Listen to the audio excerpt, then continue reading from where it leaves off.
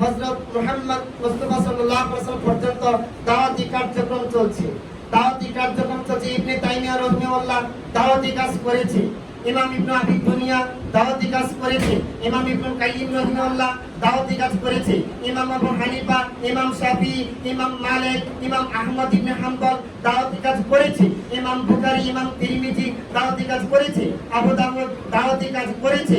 এই রকম ভাবে এই পৃথিবীতে বহু মানুষ দাওয়াতি কাজ করেছে।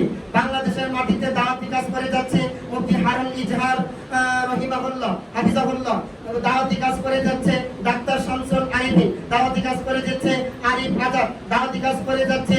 এই রকম ভাবে মাহমুদুল হাসান সোহাগ দাওয়াতি কাজ করে যাচ্ছে, জাকারিয়া মাসুদ দাওয়াতি কাজ অনেকেই করে যাচ্ছে। আমি আমার জায়গা থেকে আমি আমার জীবনটাকে 17 বছরের মিম্বারে দাঁড়িয়ে 2008 সাল থেকে কথা বলা শুরু করেছি। এখনো পর্যন্ত আল্লাহ আমার থেকে কথা নিচ্ছে। আমি বাকি জীবনটা দাওয়াতের সাথে সম্পৃক্ত রাখতে চাই। 13,000 টাকার ইমামতি থেকে শুরু করেছি। এখানে আমার 15,000 টাকা বেতন দেয়।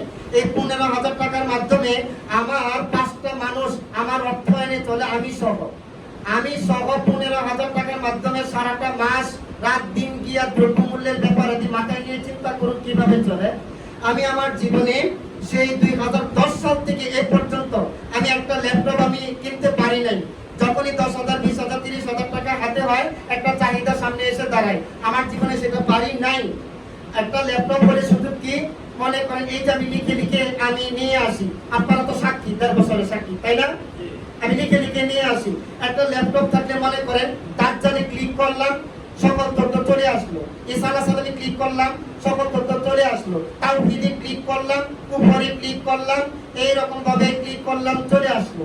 আমি আমার বাকি জীবনে দাওয়াত দিতে চাই কলেজের ছাত্রদেরকে, আমি বাকি জীবনে ভার্সিটি ছাত্রদেরকে দাওয়াত দিতে চাই। আমি টার্গেট করেছি অবসরপ্রাপ্ত সেনা সদস্যকে দাওয়াত দেওয়া। কেন? তার কাছ থেকে অস্ত্রের ব্যাপারে আমার জানতে হবে।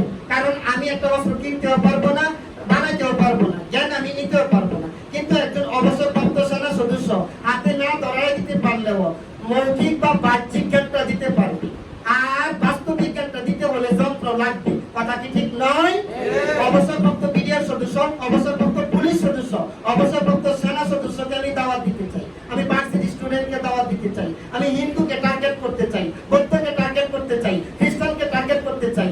অর্থাৎ দাওয়াত হবে অমুসলিমদের কাছে বেশিরভাগ। কি ভাই, এই পৃথিবীতে মুসলিম বেশি না অমুসলিম বেশি? তাইলে অমুসলিমদের কাছে দাওয়াত খুব কম হারে হচ্ছে। আর মুসলিমদের মধ্যে চিল্লাচিল্লি করতেছে। কত শায়েখ মুসলিমদের মধ্যে চিল্লাচিল্লি করতেছে। ডক্টর জাকির নায়েক মুসলিমদের মাঝে কাজ করছে। তো আমিও বাকি জীবনে এমন একটা সিচুয়েশনে যেতে চাই, যার জন্য আমার একটা ল্যাপটপ খুবই প্রয়োজন দাওয়াতি কাজের জন্য। আমি এক থানা থেকে আরেক থানায় খুতবা দিতে চাই। আমার ঈদের পরবর্তী খুতবাটা হচ্ছে টাঙ্গাইলে, এর পরবর্তী খুতবাটা সাতক্ষীরায়। এইভাবে বাংলাদেশের প্রতিটি থানায় আল্লাহ চাহিদ কিভাবে তিনি করবেন সেটা আমি জানি না। আপনার মাধ্যমে হতে পারে আমি প্রত্যেকটা থানায় একটা করে খুতবা দিতে চাই। আর আমার দাওয়াতটা হবে তাওহীদ এবং জিহাদি। তাওহীদ বুঝে থাকলে তার পরবর্তী কাজটা কি হবে এটা আমি বোঝাবো। এইভাবে আমি বাকি জীবনে আপনাদের এখান থেকে যাওয়ার পরে দাওয়া অঙ্গনে সময় দিতে চাই। এই জন্য আমি আর বেশি কিছু না বলে আমার এই দাওয়া কাজের সাথে আপনারা যদি সম্পৃক্ত থাকেন, তাহলে আপনাদের মধ্য থেকে কেউ যদি আমাকে একটা ল্যাপটপ হাদিয়া দেন, যে ব্যক্তি এই দাওয়াতে ইসলামে আসবে বা আমল করবে, তার প্রত্যেকটা অংশ আপনিও পাবেন। সুতরাং আমি একটা ল্যাপটপের আহ্বান করছি, যে কেউ পারেন দিতে পারেন, অথবা 5-10 জনে মিলে যদি দিতে পারেন। আমার একজন ভাই অলরেডি 5,000 টাকা দিয়েছে।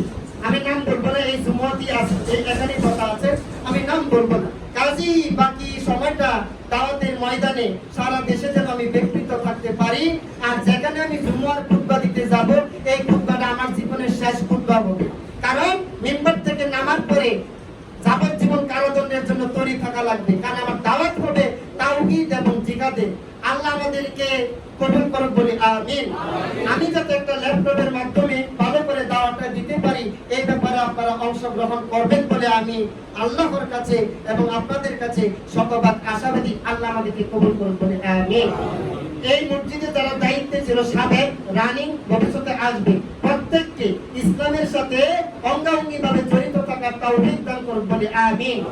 এই ভ্রমণকারী যুবকরা আগামীর দিন যেন রাজধানীর মাটিতে কালেমার পতাকা উড়াতে পারে, সেই হিসাবে আল্লাহ কবুল করুন, বলি আমিন। আমাদের মধ্যে যারা অসুস্থ, আল্লাহ তাদেরকে পূর্ণ সুস্থতা দান করুন, বলুন আমিন। মসজিদের অনেক পরিষ্কার পরিচ্ছন্নের কাজ হয়, আপনারা সাধ্যমতো মসজিদের দান বক্সে দান করবেন। এবং দুজন মুসাফির রয়েছে, একজন মুসাফিরকে আপনারা একটু ভালোভাবে দেওয়ার চেষ্টা করবেন। 15 দিন আগে আমার কাছে আসছিল, আমি বলছিলাম এভাবে না এসে জুমার দিন আসেন, আপনি একটু ভালো কিছু পাবেন। টাঙ্গাইল থেকে এসেছে মহিলাটা, কোনোভাবে আগুন লেগে তার মেয়েটাও মানে পুড়ে গেছে বেশ অংশ, এবং ওই মহিলাটার গায়েও পুরার অংশ আছে। তো সামনে অপেক্ষা করছে, ওনাকে একটু বেশি করে দেওয়ার চেষ্টা করবেন। আর আমার জন্য দোয়া করবেন, আমি যেন হকের বাণীগুলি ভালোভাবে আল্লাহর জমিনে দিয়ে আমি যেন আল্লাহর দরবারে বসতে পারি। আল্লাহ আমাদের সবাইকে কবুল করুন, বলেন আমিন। শেষ কথা কি বলছেন? জি, এই ব্যাপারে কথা হচ্ছে, যারা ল্যাপটপের ব্যাপারে জুমার পরে দেখা করতে চান দেখা করবেন। আর যেহেতু সামনে কিছু দিন আছে, তখন আপনারা দেখা করতে পারবেন, কোনো সমস্যা নাই। আমি ঈদের দিন ইনশাআল্লাহ এখান থেকে চলে যাব। সকলের কাছে আমি দোয়া প্রার্থী, এবং আপনাদের জীবন সুন্দর হোক, জান্নাতি হোক, এবং ইসলাম দিয়ে ঘেরা জীবন হোক, এই দোয়া আমার আল্লাহর দরবারে থাকবে। কারণ আমি ব্রাহ্মণখালীর মাটিতে যেভাবে কথা বলেছি, আমি আমার 100 বছরের জিন্দেগিতে কোনো মসজিদে আমি এভাবে কথা বলি নাই। আল্লাহ আমাদের সবাইকে কবুল করুন, বলি আমিন।